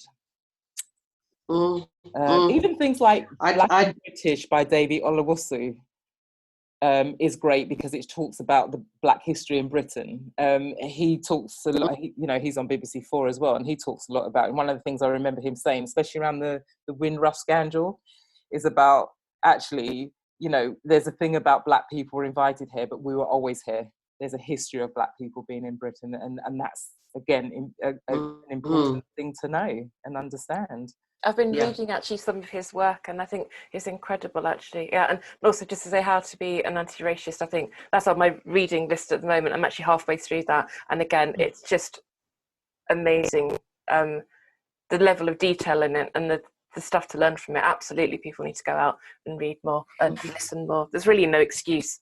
If you don't want to read a book, then listen to a book, listen to a podcast. Yeah, I'm not going to say turn this one off, but go and listen to the podcast. There's a lot of resources, and Nova Reid does anti-racism courses as well. She's doing a lot of online racism. So there are a lot of resources for people to go out there and tap into. And I think too, go ahead, Hanifa. No, go ahead, Krista. Yeah, I think sometimes too that the arts get overlooked. I mean, yes, of course we have books and everything, but reading poetry, even popular music, like if you listen to Childish Gambino, for example, I think he has a song called "This Is America," and looking at the layers that are present in music and poetry in in arts. There's a painting that I show in my social policy class by, I always forget this man's name, but I think it's called "The Problem We Live With," and it's a picture of a Black girl. I think it's Ruby Bridges, when she was going into school and had to be escorted by the guards Sheriff, to get to school. There's a whole painting about it, you know what I mean? And so looking at painting, looking at poetry, I think the arts have a lot to offer us, because when we connect with the arts, people are often doing that from a place of their soul, where they're expressing their experiences. And I just think that it gets overlooked a lot. Even rap music. I mean, you think about Tupac, some of the things that he was talking about, just in terms of, Black relationships, or just growing up in, disenfranchisement. There's just a lot there. And I think that people don't think of that as a source. It's just like, oh, that's playing on the radio. Okay, whatever. That's a good point, but stop and listen. Stop and really listen to what the words are saying. Yeah. What is this person trying to relay to you? What mediums are they using? If they have a music video, like Childish Gambino, there's so many layers in that one music video. And it's shocking because he uses things, but he's like, "This is America." So what is that intertextuality that is being, what are the layers that are being expressed in that? So I just wanted to kind of throw that. Even actually, as you were saying that, Krista, films like The Hate You Gave, that came out in 2018, which really show, again, actually it's showing a lot of what we're seeing now in the media, but it's a young Black girl's I suppose in a way, story around it, but you get to see actually what's playing out in her experience of racism, and them being innocent people, but her friend gets killed, and how that all unfolds. The Imitation of Life, 1939 film. Mm-hmm. That, you know, I need to watch it. I've seen clips of it, and I'm trying to find how I can find the movie now. But you know, this is a 1939 film, Yeah, and it's about a black woman whose daughter looks white, and basically passes herself as white and denounces being black. And it's all the layers around actually why she had to do that, and how she's treated, and how she saw her mum being treated, and she didn't want to have that experience. That's the thing. I feel like there's so much there. Yeah. Movies, you know, that, and you're right. Look at the year that was, you know, that was done. If you look at County Cullen, you know, We Wear the Mask, like that poem about just that whole thing, what we were talking about, you know, having to be a different person in different spaces, and here he's writing about wearing a mask. Oh gosh, you know. So yeah. Anyway, don't get me started. That's my. I love that around the And arts, because I actually started, when I did my racial injustice video, I started with a poem that I had written. And actually, I think that poem hooked a lot of people into that, exactly what you said, the soul and the emotion. And I think that's what helps people understand, because they can, you know, they can hear that. And I love that Childish Gambino video and the layers and all of that around that. And I think that's really, that's really good. And sometimes, especially at this moment, I find with everything that's going on in the world, sometimes it can be difficult to read as well. And these films are really important. And with the institutional racism, 13th was really powerful. And Now They See Us, is it Now They See Us? Yeah, that was really powerful as well, just to see that how deep that institutional systemic really is, and how it's been there, you know, for generations, and it's just there, and it's like really deep. So 13th definitely would recommend, because I'm just finding a lot of people aren't reading at the moment, because, you know, there's so much going on with everything in the world and COVID and everything. It's just like, okay, so, you know, put on the, you know, watch the films, and it's a good way. And I wanted to recommend a book by Akala. May have heard of. He's a writer here. He's also a poet, but he's written an extremely good book called Natives: the race and class in the ruins of empire. It's an amazing, fantastically well-researched book, well written. And if you get the chance, do YouTube him and just catch a few of his YouTubes. He's an up-and-coming serious brother, serious African brother, has a lot to say and a lot of, you know, really, I think, strong and positive things to say. And I'd agree about the poetry and how that can resonate with people when you write and maybe perform. I'm a poet, and I'm a performance poet. And in fact, at the event that we did last evening, online event that we did last evening, I read my poem that is called Where Are You From? And that, I know from the response I got, it resonates with people, because I'm really saying, look, I'm from Africa. Originally. The fact that my journey was interrupted, you know, because I was taken somewhere else. My family were taken somewhere removed from Africa and taken somewhere. That means my journey was interrupted. But, you know, there we are. It happened. But I'm from Africa. I'm an African woman. So so I talk about that. And at the end of it, I ask, and so where are you from? Not in an accusatory way, but it's a way of helping us to think about, where are we from? Where are we from? So I would simply say that. And I hadn't heard of, is it Childish Gambino? Yeah. Yes. I'm going to check, but it sounds very, it sounds heavy. Yeah, I must check them out. Thank you for that. But definitely I recommend a Carla. Good brother. Yeah, Miss Dynamite's brother. Yes, yeah. And can I just say also that one of the things, just bringing it back to George Floyd, one of the reasons that I felt I wanted to watch that video was I kept hearing about this. He had called out for his mother, and first time round, I didn't hear that. I didn't hear it at all because I wasn't here. I was hearing some clips, but I wasn't hearing all of them, not at all. And there's so many big chops and 2 minutes of this and 2 minutes of that. I wanted to hear the whole thing. And as a woman, it touched me in a way as hearing him call out for his mama. As a woman, I was a mother, I was a sister, I was an auntie, I was a grandmother, I was all of those things in that moment when I heard him. And the pain and if you like, the rage that brought up, that brought up inside me, I could only channel it into, or I was guided to channel it into poetry.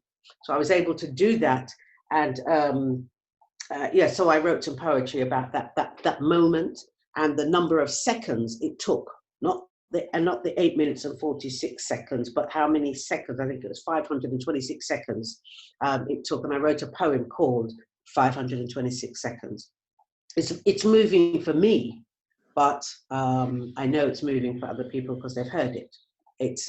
But I just wanted to say that as a woman, and as a childless woman, I became in that moment a mother to our brother and to every brother and every sister that has died in any circumstance or where brutality and racism and anything any brutality, any harsh treatment was at the base of that. I was so moved. I still am so moved by that experience and his cry. Do you know what Nothing. also I heard around that time? I don't have the statistics, but I heard that the same number of Black men have been killed this year up until that time as were last year. And I thought, so what happened with the pandemic? And, nothing changed. It was like the same number had died last year to this year. And it's like the whole world was so changed this year because of the pandemic, but really for the Black man, it was the same. It was like still dying. And that really, that really shocked me because I was like, it was the same number who had died. Yeah. Terrible. I think it's about time I said something.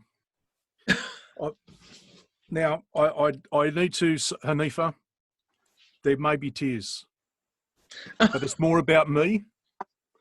But remember, I said, I told you, that's I know.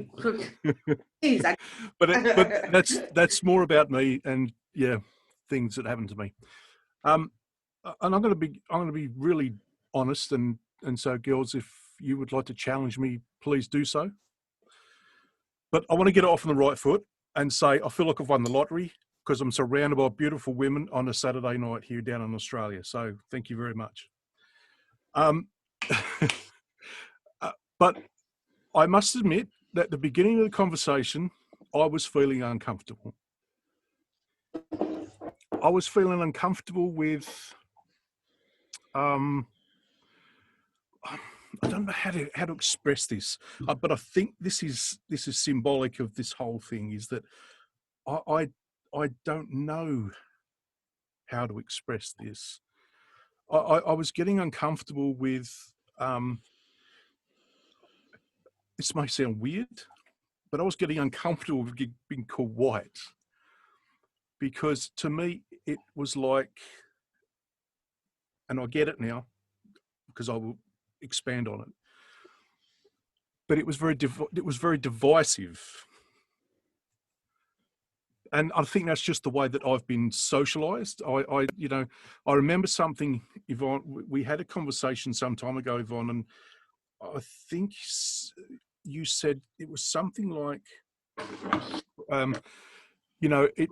It's when you walk into a room and you just see everyone as the same. And that's not good enough. It's not. They're coming. Oof, just let me take a breath. So, it's not good enough, because then through your passivism, you are shutting down every opportunity for a conversation to go on.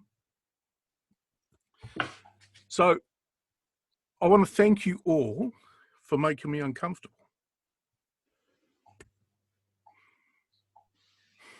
Yeah, I think we have to. I'd agree. Absolutely, Michael. It is.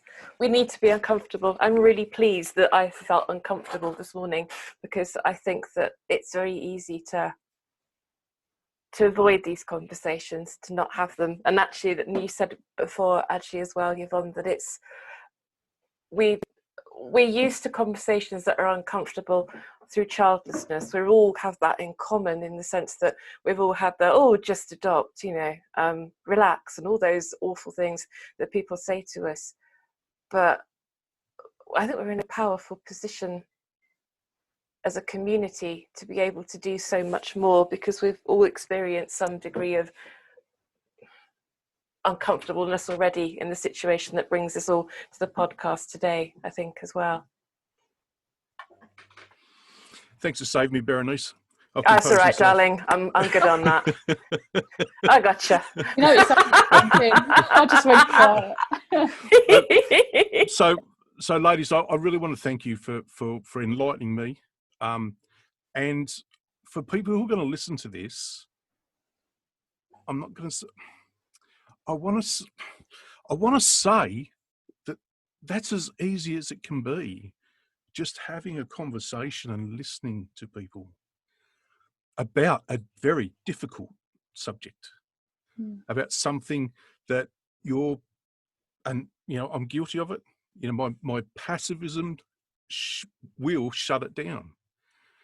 So, look, I'll let you know a secret. The girls are going to kill me, but we're sending messages to each other going, and I'm going to swear, and I'm not making no apologies.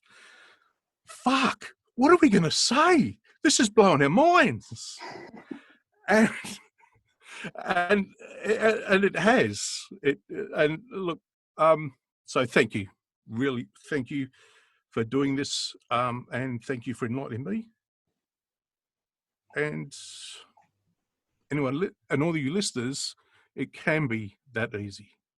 No, thank you everyone for coming in on today. And I mean, obviously we've been talking for 2 hours, but thank you so much for your time and for sharing. I mean, I'll be honest with you, you don't get conversations like this where you get that sort of insight. So thank you for sharing and being open. Really appreciate it. Yeah, I think this is just one of those,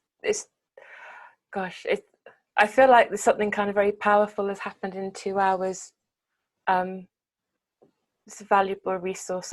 This is so much here that people can take away from your conversation, and I really hope that we can be part of that change. Absolutely. I think there is another podcast episode here that we just need to come back to you and come back about, please. Yeah, I mean, just because there is so much more to talk about, and this story is this whole, like you've all said and you've all alluded to, is that this isn't a hashtag. It's not something that happened then and then we don't carry that conversation on. If we can facilitate and make sure that conversation keeps happening, then absolutely it needs to. It doesn't just stop, because the next thing happens, and some more news happens, and then it all sidetracks away from it. Like Boris Johnson painting flags on planes and shit like that seems to overtake everything else in the news. That's not right. This is a constant conversation. It's been too long. It shouldn't ever have happened, and it shouldn't be in this position. I was astonished by Colston's statue being demolished and the amount of people that just didn't know that. And I suppose maybe just being in Bristol, or having lived in Bristol briefly, it was just something that was not talked about, but it was there. It's that just a sort of a narrative for everything, isn't it? Really, it's there, but let's not talk about it. Yeah, we need to be that conversation with you. Yeah. And I hope it's been a good experience for you as well. It's quite emotive, isn't it? It is, it has. I'll let everybody else give their final thanks and comments around it. But for me, you know, I think, you know, thank you for inviting me on and allowing the other ladies to come on as well. You know, it's always, you know, as Sevilla says, you know, I like to talk as well. And it's great to have an opportunity to allow the vulnerability and the honesty to be there, and to have you guys hold that space for us as well. You know, there's so much more.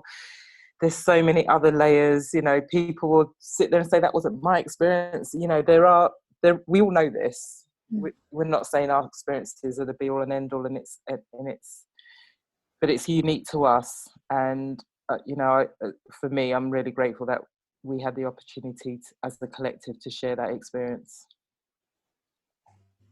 I'd like to say thank you as well, and that I hope we didn't scare you guys away. No, you've got to try harder than that. No, You're going to be sleeping with their duvets over their heads tonight. But we need to be scared. You know? We need to be scared. You need to shock us, because we just sit here and we can be complacent. You scare the shit out of us. I think you get on, you do that, and you make sure that everyone's damn scared, because it's too much complacency. So there you go. Anyway, yeah.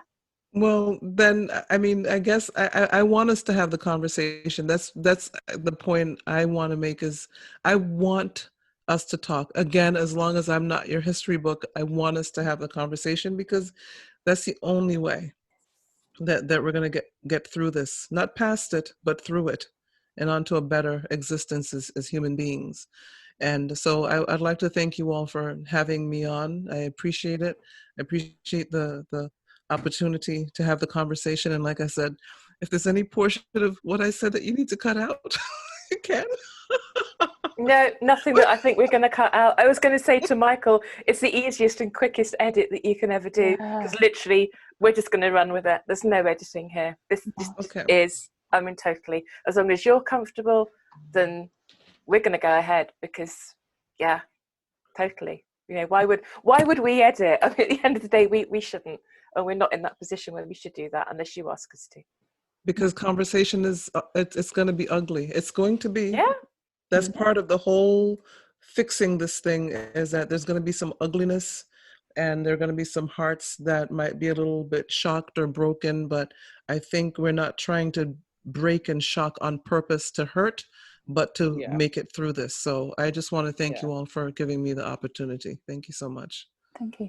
I want to thank you all as well. It's been really special. And I just want to speak about that uncomfortable nature, because yes, it's uncomfortable. And I think we also need to remind ourselves that when we step out of our doors and when we go into those rooms, sometimes we're the only Black and brown faces, and that's uncomfortable too. And it's like, it's tough and it's hard, I think, for everyone.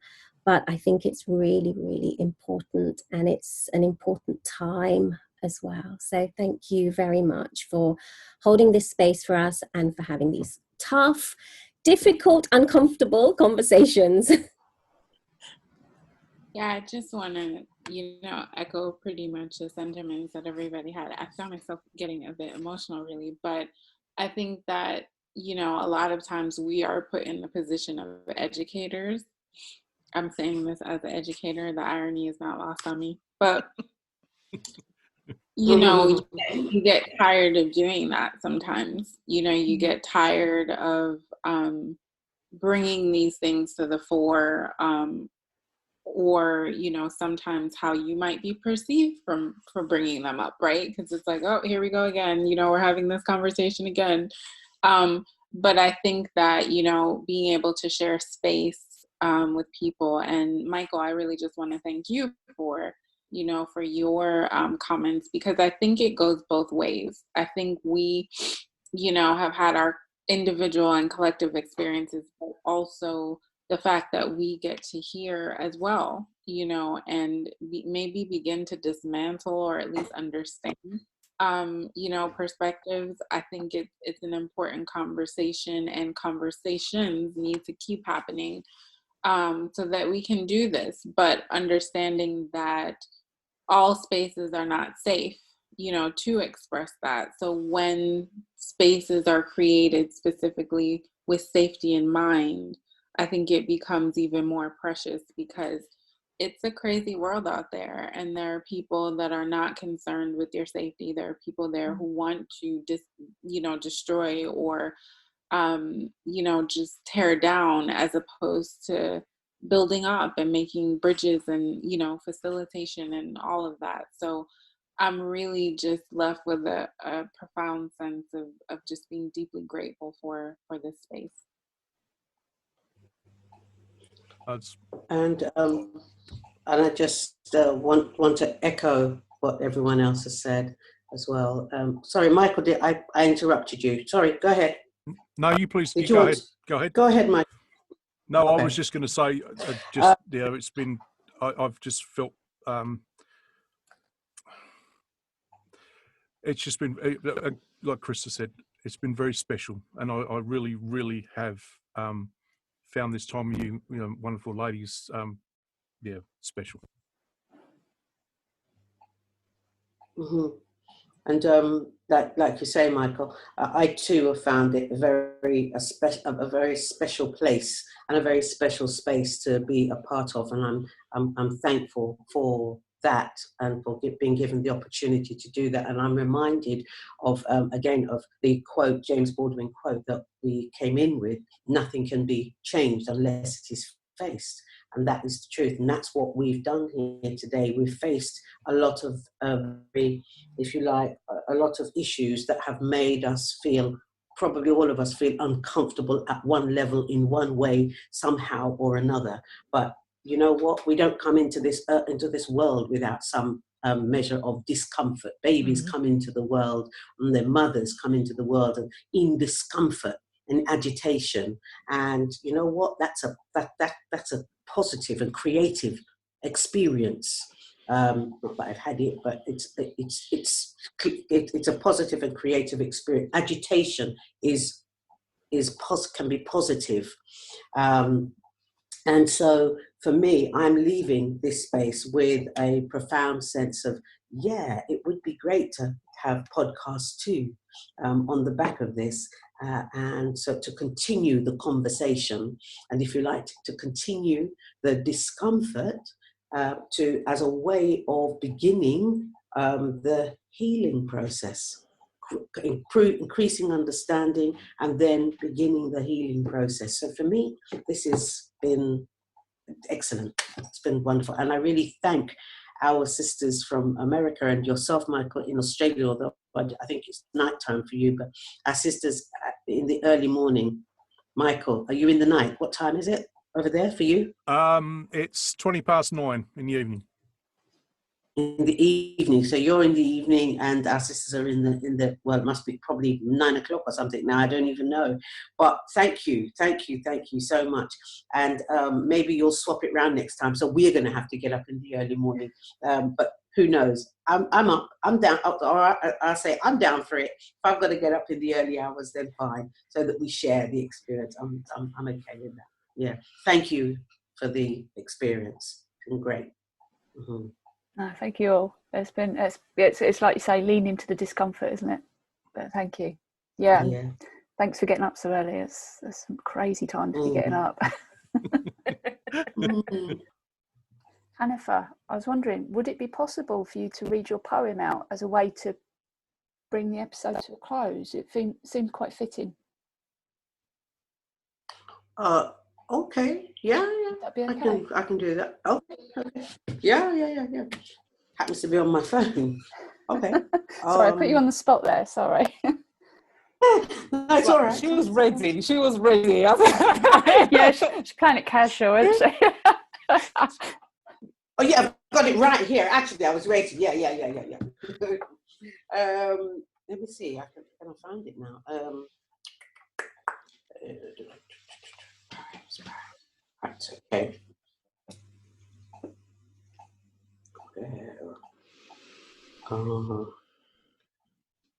you from? Where are you from? Okay.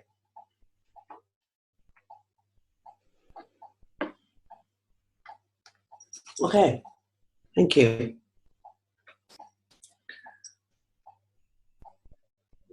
So where are you from? I come from a vast, ancient and sacred place, known by some as the birthplace of the human race. My blackness is my proof, and it is clearly defined. The roots of my Africanity cannot be denied. I come from a people whose strength and longevity are matched only by our pride and our dignity. Our resilience is recorded in the annals of history, telling stories of a people who fought tyranny and brutality. I come from a heritage that many tried to subjugate. They hunted us and captured us, and they kept us in chains. Proud African people held and deprived of our humanity. But many refused to submit, and they fought to be free. I come from a land of blazing sun and abundant minerals, with rich soil, natural energy, and a wise and a mighty people.